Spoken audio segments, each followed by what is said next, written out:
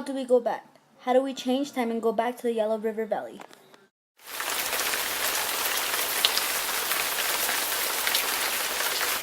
This is China. Its population accounts for nearly 20% of the entire world's population. It sounds gargantuan compared to others. But where did it start? How did it all begin? Well, if we trace back the history of China, it leads all the way back to the Yellow River Valley. The Yellow River stretches across China for more than 2,900 miles. It is common knowledge between all the people of China that the Yellow River Valley is said to be the cradle of Chinese civilization. You see, in the valley, the Chinese people would adapt and leave their mark on the world around them. They would begin developing their own society and their very own reflection of home. This was the beginning. Status quo set was that the man was to work to bring food home, while the woman had to stay home and care for the children. Women were viewed as sacred, so they were respected but denied many rights. As time developed, groups would grow. This would result in a social standard. There was a ruler known as the leader of the group, and everybody in the group would be assigned a role. This leader was known as the government. He would make rules/laws for the better of the people. And although we cannot see this civilization for ourselves, there's evidence of what life may have been like.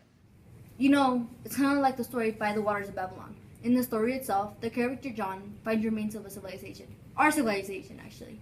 And based off of that, he makes predictions of what the civilization could have been used for. And that's kind of what we're trying to do here. For example, the Yellow River Valley has left behind many tools that were used by the Chinese people. The amazing thing about the people of the Yellow River is that they were using advances that the West would not discover until many years later. By mixing cast iron and wrought iron together, they created what we now know as steel.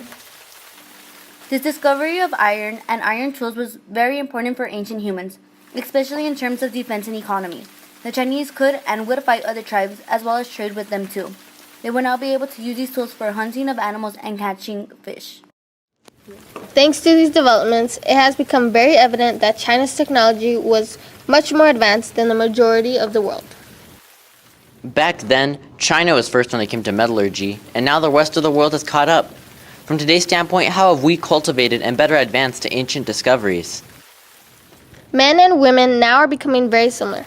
Women now have the same rights as the men and are seen as equal to the men. Men and women now do not have differentiating roles.